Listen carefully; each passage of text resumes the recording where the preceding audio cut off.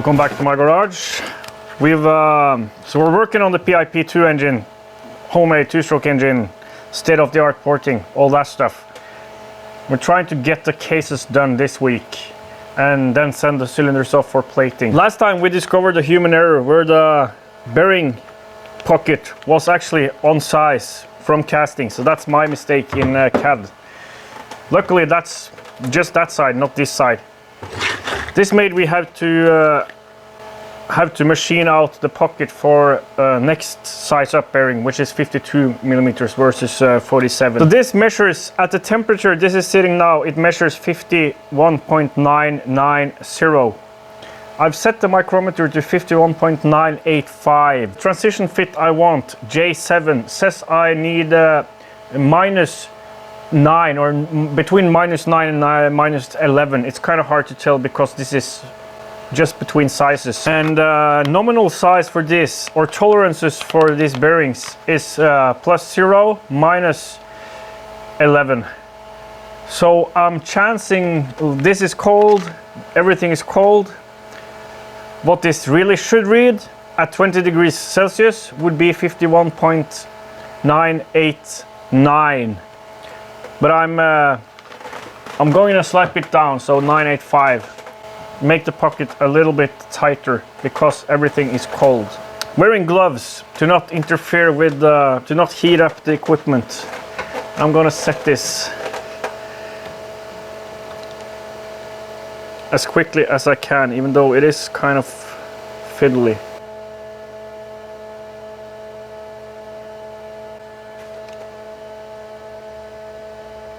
Okay, so that's on 0. So to the best of my capability, this is set to 51.985 now. I'm gonna test with a bearing when we're getting close. That's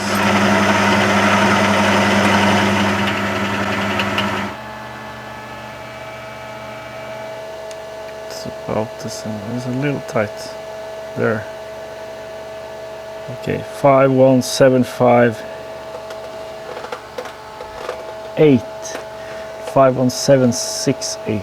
Playing with this stuff and micrometers and stuff, that's for proper machinists. For someone like me, internal micrometers are so nice. And my bore gauge is this is too shallow. It seems like it, well, might when I'm closer it might work better. Let's see.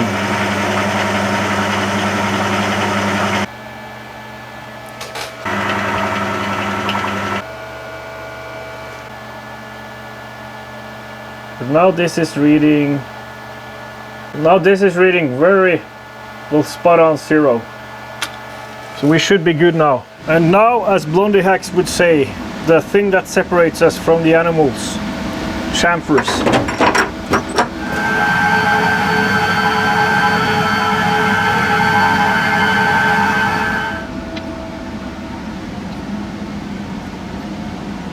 So this video, like all my previous videos lately for a couple of years now, is super delayed. I should have done the work, should have filmed it, should have edited all that stuff long time ago.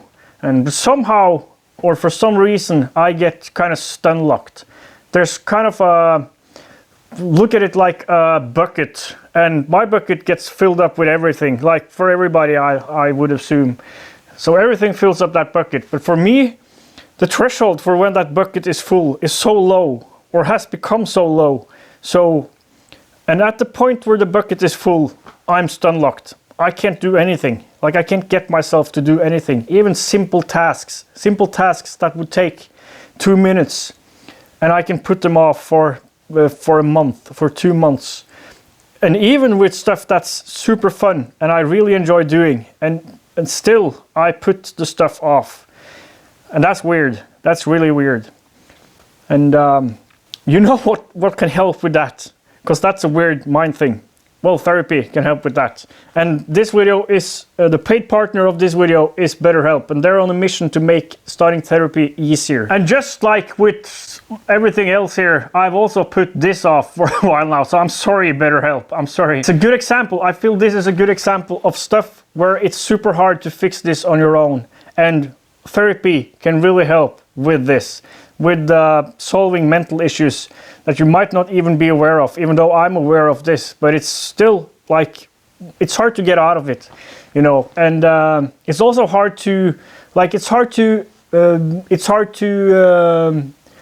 navigate because I kind of don't want to fix myself, because I'm afraid of losing other parts of myself that I feel are like I feel I have a good thing going, like there's some good stuff going on. I'm afraid of losing that stuff if I get rid of the weird stuff that's difficult that makes life difficult, you know.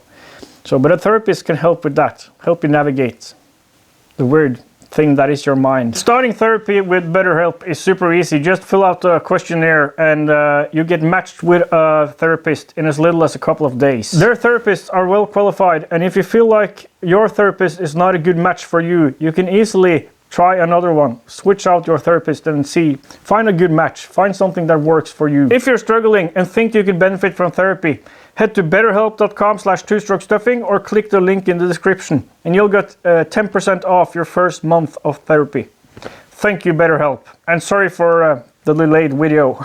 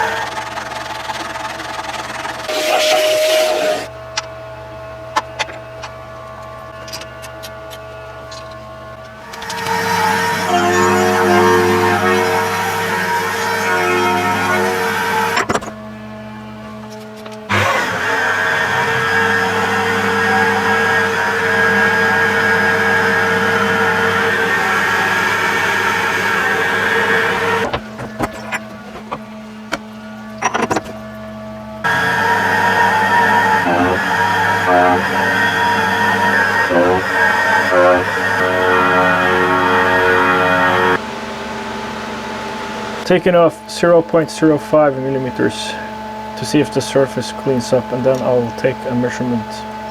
And now we're back to 47 millimeter bore, and I can use my internal micrometer.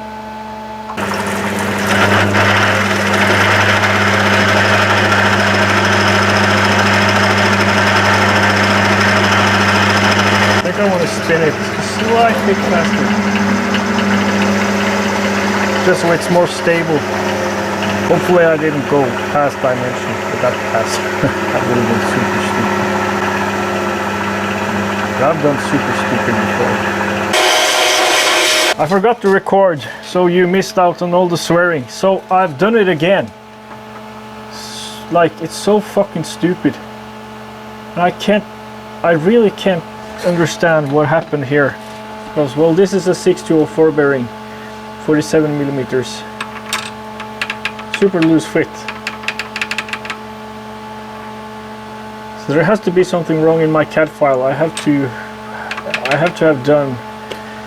Maybe I instead of like add material or like in the leave material thing, I might have put in a negative number. I'll have to check. So it removed more than the actual model size versus leaving material. It has to be that. That's so. Oh, that's annoying. Well, there's plenty of material here, so we'll just have to go up to the next size, which is probably 52. But I want to use roller bearings here, not ball bearings. So I'm going to check with SKF and see what they have on offer in a usable dimension. I've lowered the pocket 1 millimeter and enlarged it to 52 millimeters in the CAD file, and made sure it's 52 millimeters and leave 0.2 millimeters of material. I actually think what I did earlier was when I was going to reset this from 4000s to 2000s, I actually think I somehow did a whole turn. Must have been something like that, because everything was correct in the CAD file. Unless it's the wrong tool 8, 16 millimeters, maybe a bug, something. I really can't understand what happened there. Has to be human error. It's always human error. At Two-Stroke Stuffing Enterprises. Okay, let's hope this. Luckily there's 2 more, in case I just fucked everything up. And I know Salevotech is making even more of them. Okay. So now this bearing should not fit. If it does, we've screwed up big time. Does not fit. Okay, perfect. Boring head, hopefully don't screw up, and that's it. So I'll bring you back when we're done with that. So finally we got the bearing bore to the correct size. The rest went good, except for this surface, which is super wavy. Much more so than these. There's a little bit because of tool deflection, and also I think maybe the spindle bearings need tightening, or just the wedges in the ways. What's those called again? The gibs might need adjustment, but I think it's the spindle bearings. I think they're I need to tighten the spindle bearings. We're gonna do so. Even though I really like doing it in production, so do the same side on all 3 and then flip, I think we're gonna do this side on this now and get one case finished, and just to make sure everything's okay, that we don't need to do any adjustments later on.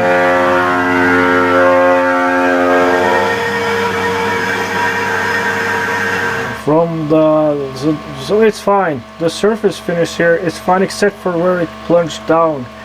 That I can see the tool has been moving. So definitely we need to adjust the gibs and the spindle bearings, especially the spindle bearings, I think. Which isn't surprising, as there's probably, well, there's several years since we did them. Casting is a little bit shifted towards this side. It's fine, but a little bit shifted. Well, it's not shifted. It's relative to the other side. It's good, but it's shifted in the casting. But still, there's enough material and stuff. So it's fine. It's fine. It's good. Success.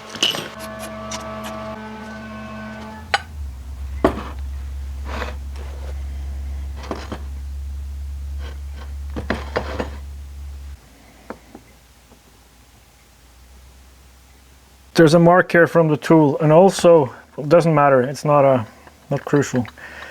But I can feel how the dowel pins were a much tighter fit here than in this.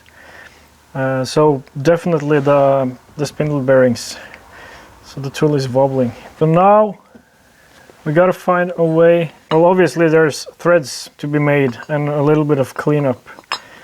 But the next machining operation is flattening this in relation to like make these, even though they're pretty good, but the finish isn't good. This isn't crucial. This we could like surface plate, sand this, no problem, we can. And also the holes we can drill when we have the cylinder mounted in here, like make templates and drill with in a drill press or something. But I need to bore out this to fit this, and I might be able to do it myself. We need to adjust the mill though. I'm going to check and see if it's actually possible to do this. We need some kind of an angle plate and like some kind of fancy arrangement that I could make.